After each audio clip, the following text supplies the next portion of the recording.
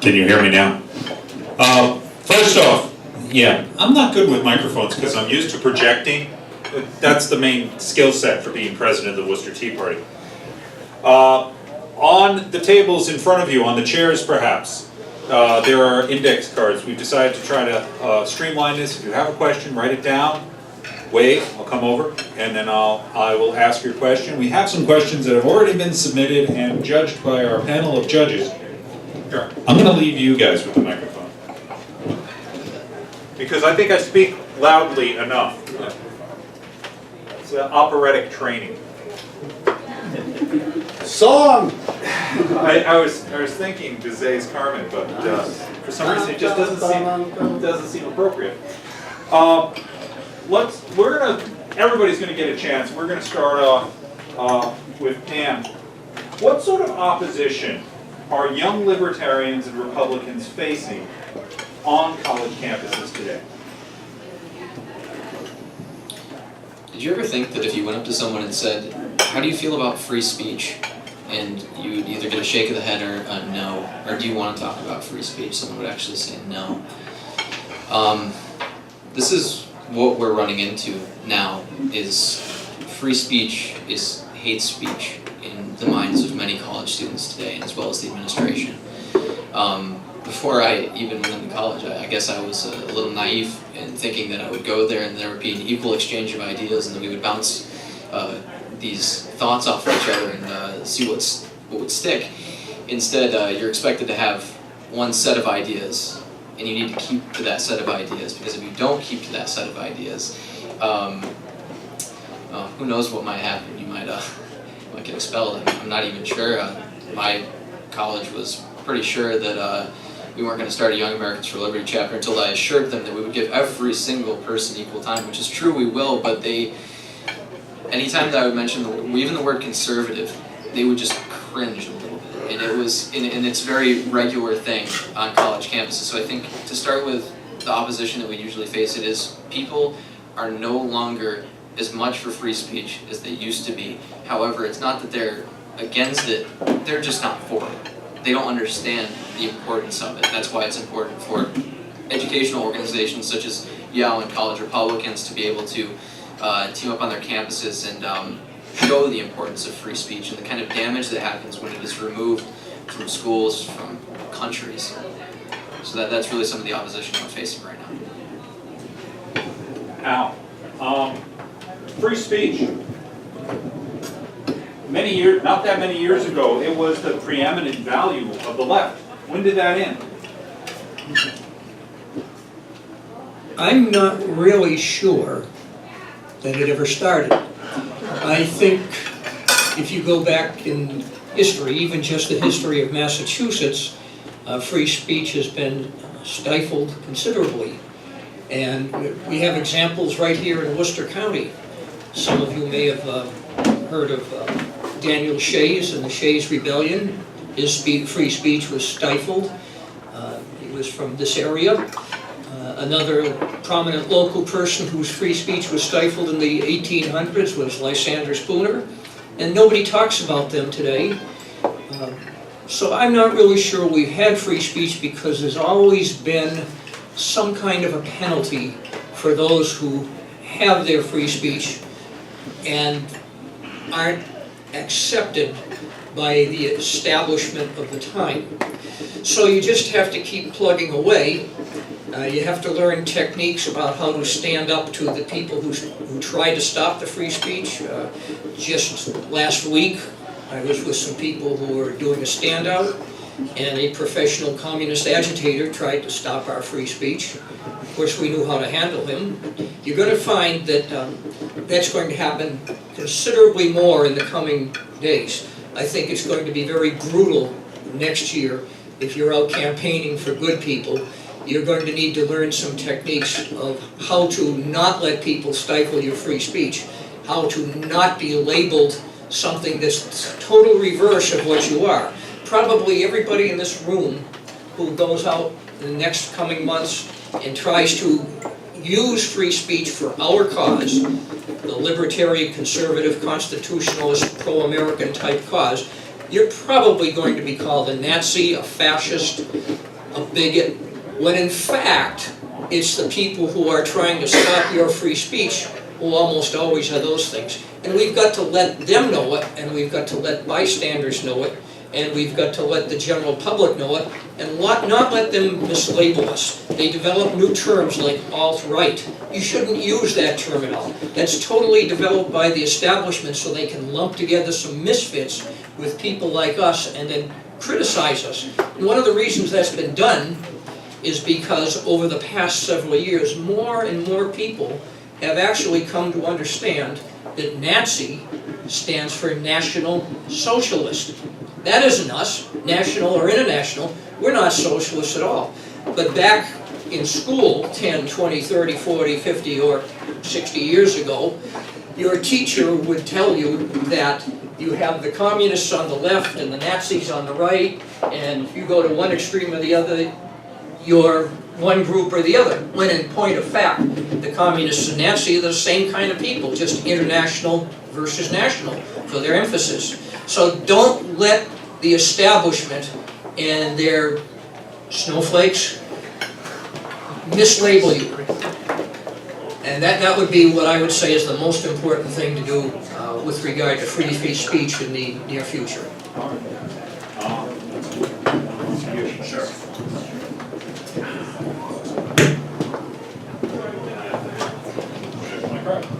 Do you see a shift in young people being turned off by the radical left?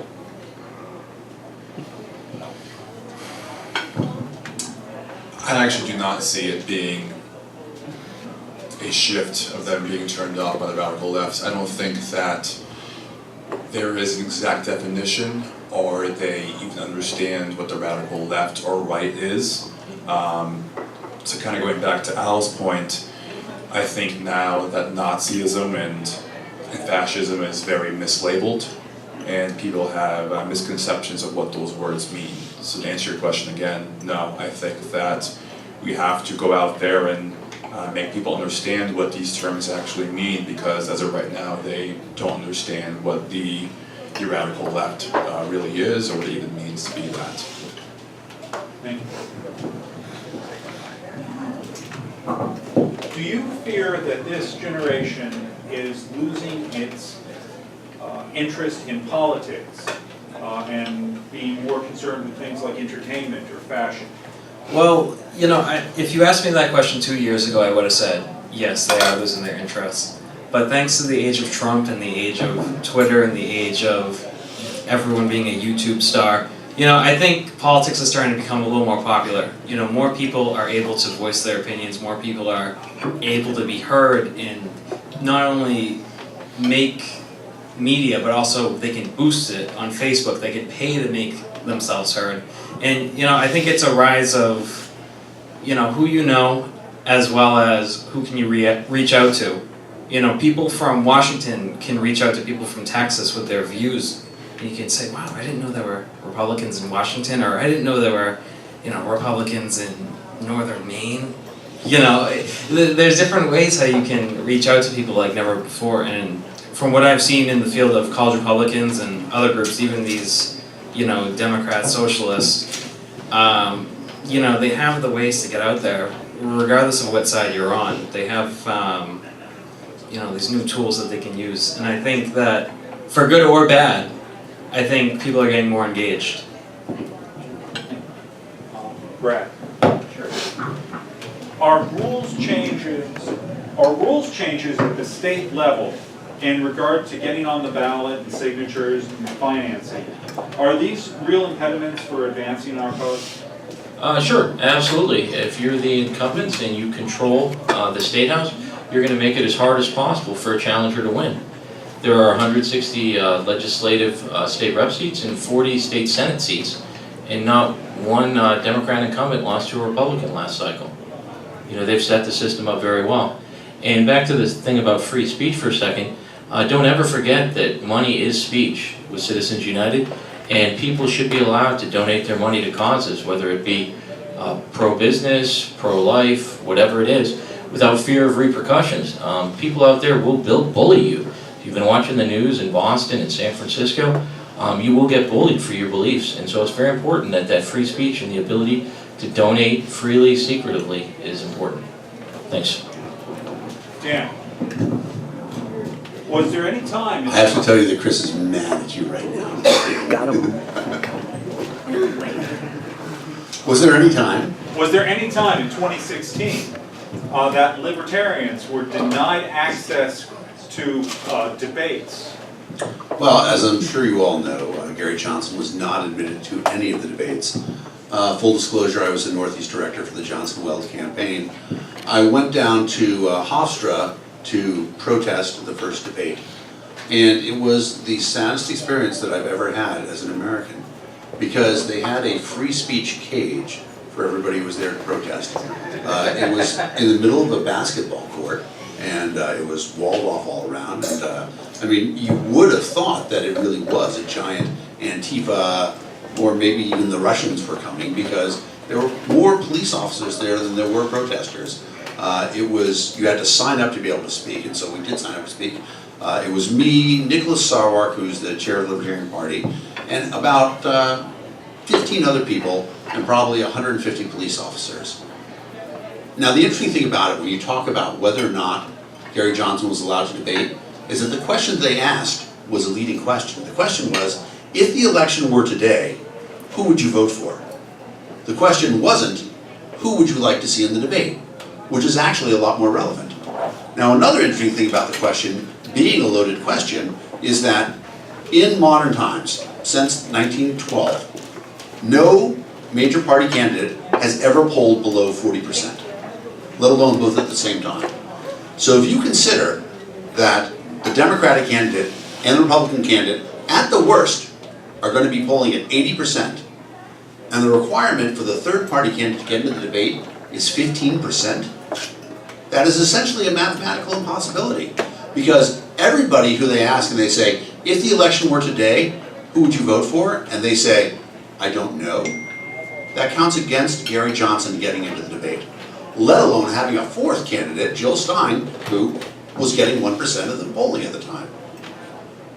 So the question is, I'm trying to remember exactly who it is, but we have a candidate right now. So in Hong Kong, you probably know there's a big democracy protest going on, in that the Chinese government has promised the people of Hong Kong free elections. Everybody can vote for the candidate that they want. However, the Chinese government is determining the candidates that are available to be voted for.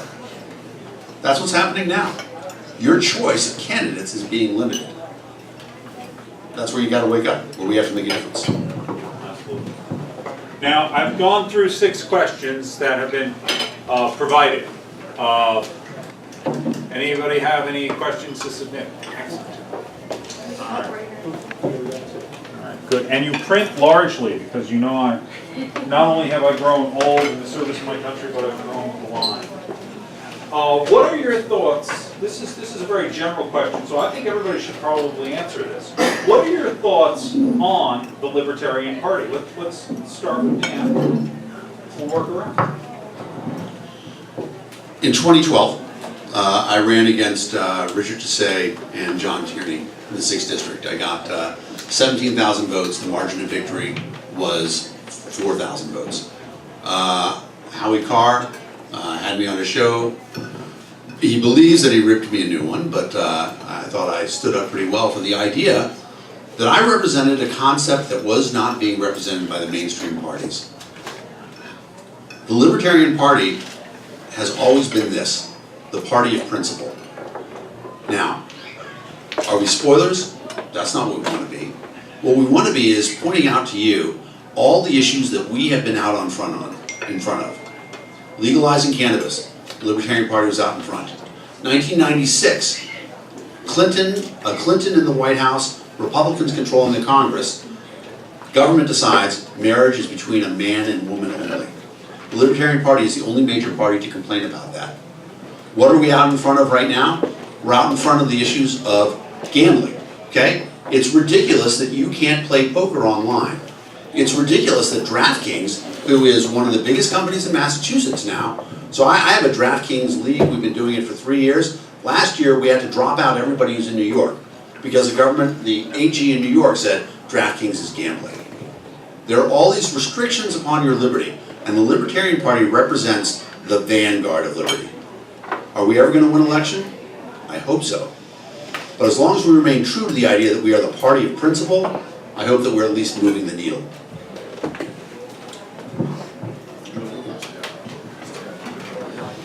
You know, and I'm sort of agreeing with Dan here about the libertarian ideas. I just choose to fight them a little differently. I go into the Republican Party, and there's probably two parts of the Republican Party, the grassroots and the establishment. And you can probably tell what side I'm on. With the grassroots, we're trying to return the power back to the people so that we can push the same issues that Dan believes in, but push them through at local levels. So that's what I have to say about the Republican Party. So I actually kind of want to answer this question more generally. So when I hear this question, I actually hear more of a general party question. I think that we should have an open market, an open battle of ideas, and we should have as many parties as we want. We shouldn't be limited to only two parties. I think that is very unfair, even though we've had two for most of our history that have been very predominant. But I think that we should have more than just two. So for me, it's not about what the party is about. It's more of a battle of ideas and having that whole free marketplace, letting the whole battle kind of play out, and the best ideas will win. And that's what I think. Okay, choice of candidates. Actually, what's more important than the voting is who's on the ballot. And when the establishment controls who's on the ballot, the value of your vote goes down. We have to fight that.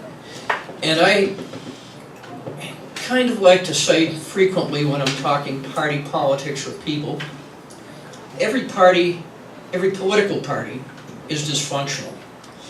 And you have to kind of understand that and work around it. In this state, of course, we have essentially a one-party system, and they have made it extremely difficult for a lot of people to be on the ballot. For example, there's something called the ethics law. It isn't ethics at all, because as you know, that most of the people on Bacon Hill don't have any ethics. They're corrupt beyond belief. Fortunately, there's some good people and we should support them and hope we can increase their numbers. But what the ethics is all about is financial disclosure. And that doesn't sound bad to the average person. But financial disclosure has never been part of the constitutional process of being able to be a candidate for office. And it's been used in a number of ways to discourage people.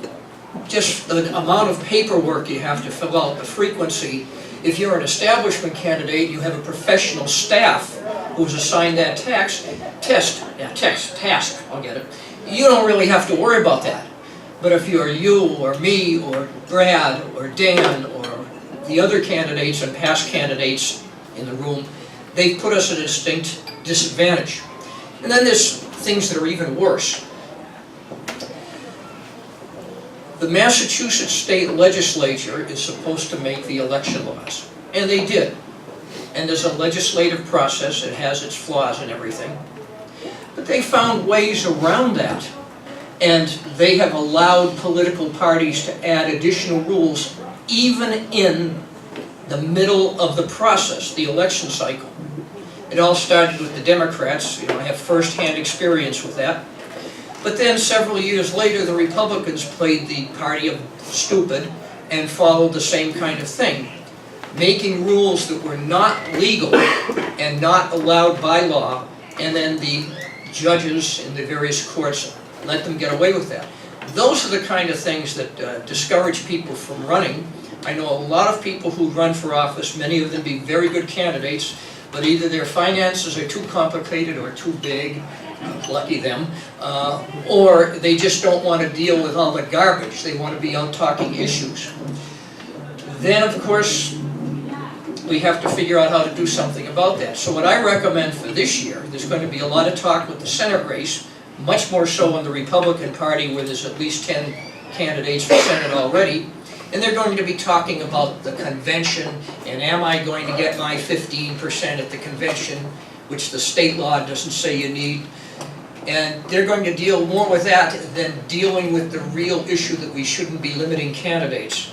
So I hope that any of you who are Republicans will fight in your own party to eliminate illegal rules like the 15% rule. Democrats are probably long past hopeless on that. But, and the Libertarians haven't done that yet, but there's always a few dysfunctional things that you find even within the best party. So be careful on the politics. Make sure that you're for open primaries, that you're for every person who wants to be a candidate, especially if they're willing to put up with all the garbage there is that they have to deal with, and then support them, and support them against the people who would try to stifle their free speech. So good luck on that, and that's all. You know, I find the Libertarian Party pretty interesting. You know, I'm a registered Republican. I almost always vote Republican.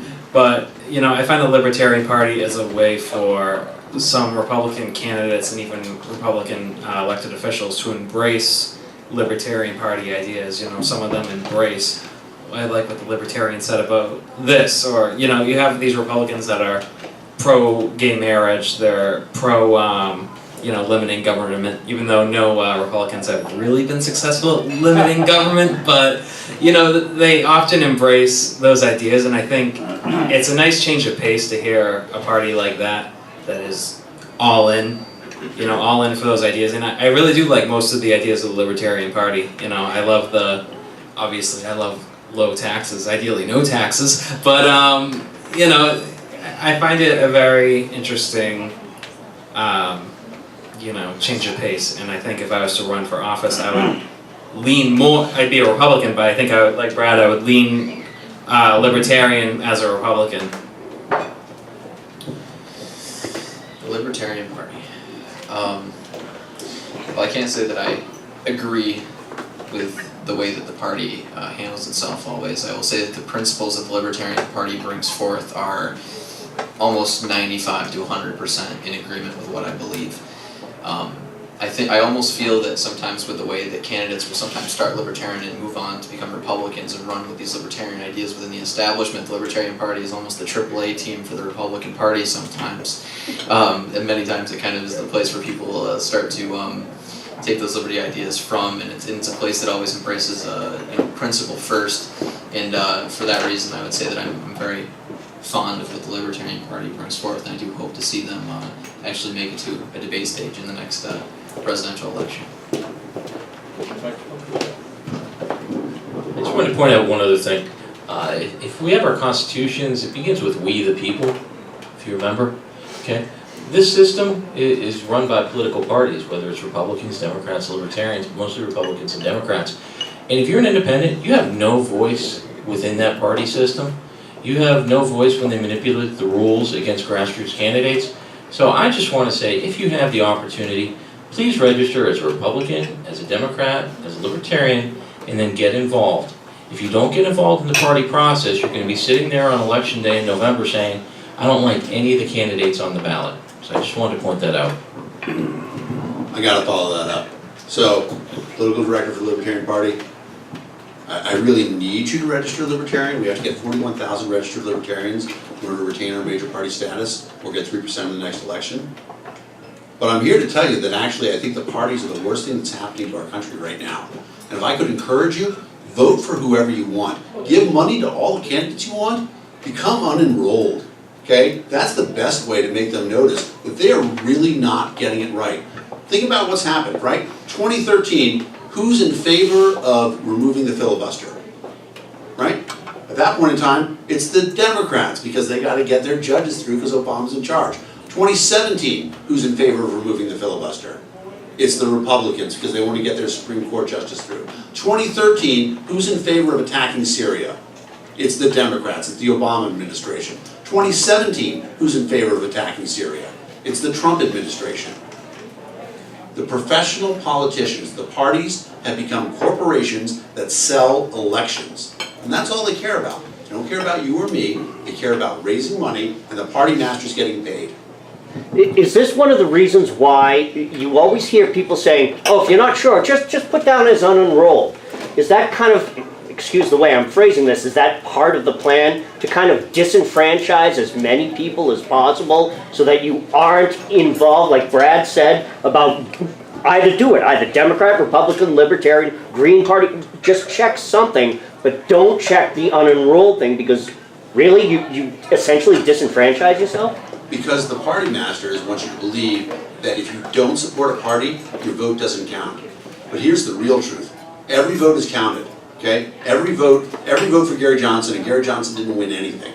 But every vote for Gary Johnson was counted. And the Republicans and Democrats are saying, how do we get that 4.4% in Massachusetts next election cycle?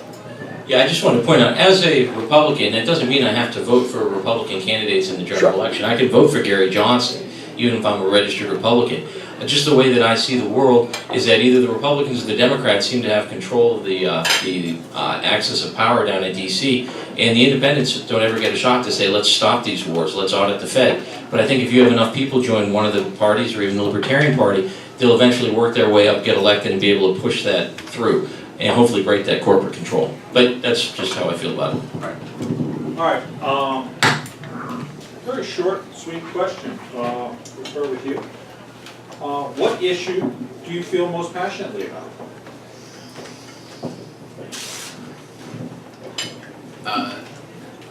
Much like John Plant was talking about earlier, I did not grow up wealthy by any means. As a matter of fact, I grew up on food stamps in Elmira, New York when I was young, before I moved out here. My dad worked 2 jobs and then he was laid off on both of them. My family did have to go for welfare, and my mother tried to find jobs wherever they could, work themselves off of public assistance, and they did. They worked very hard, they took care of me, they paid for my education so that I wouldn't have to go into a broken public school system. But they also saw within that office people that were able-bodied men and women who were just refusing not to get back into the workforce. Or you see people in my dad's line of work where they just would rather soak up the funds from us, the taxpayers, and for that reason, probably the issue that I'm most passionate about is welfare reform and making sure that the funds that are being taken from all of us are being used sparingly and correctly, and that we're not having any waste, and that we're also encouraging people to work and not encouraging people to stay at home and soak up all those taxpayer dollars. I have a similar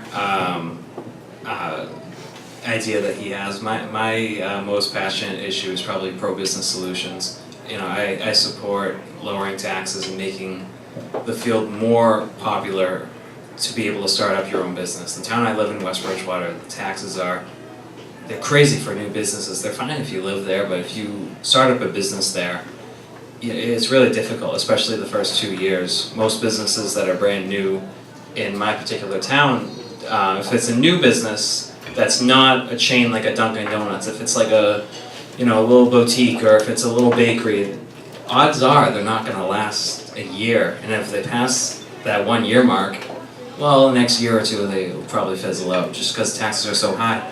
We can't have high taxes and expect, we have high tax, people will keep paying for it. If you have an environment where it's business friendly, if you have more businesses that are willing to come to towns, employs more people, obviously.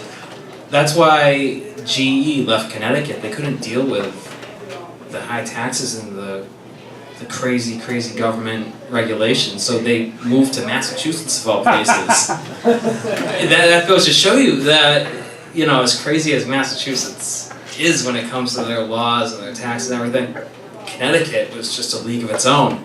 And, do I think Massachusetts is perfect because of that? No. There's a lot of work to be done. A lot. But we're better than Connecticut. But we're in the right track, and that's what I feel most passionately about. Well, this is actually a difficult question because it changes with time over the years with the needs of the moment. So asking me what's the most important issue probably isn't the same answer I would have given you 50 years ago or 20 years ago. So let me just run down a few of the ones that I think are most important and the one that I'm focusing on at the moment. First of all, we should repeal the income tax, the 16th Amendment. Let's get rid of it. That's an important thing to do.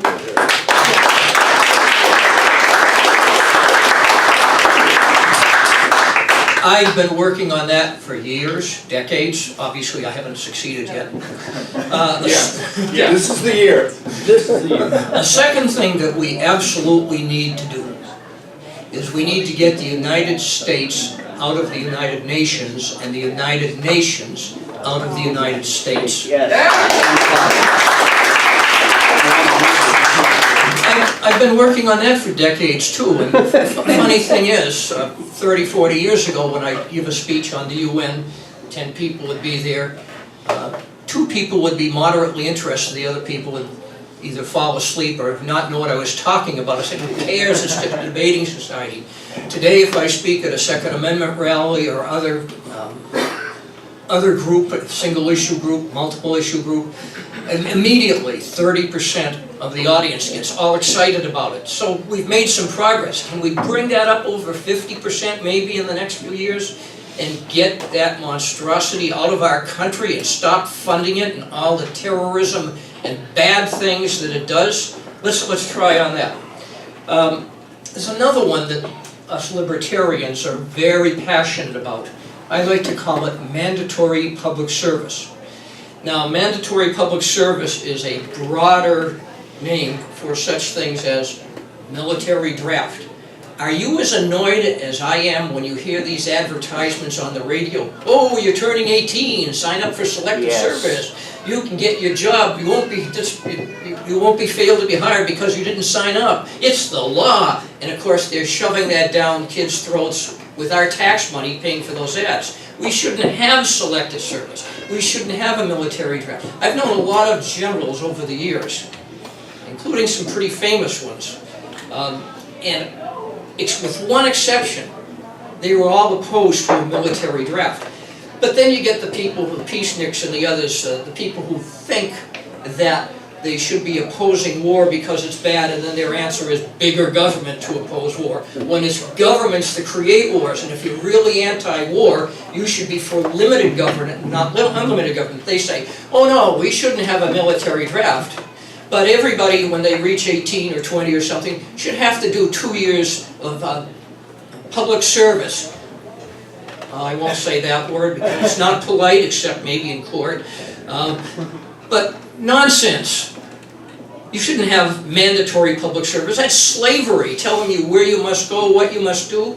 And the Libertarian Party has been in the forefront of fighting that, particularly the military draft, but other things too. And then you get the people who talk about sexism, and they're okay with the mandatory public service, except, of course, that doesn't apply.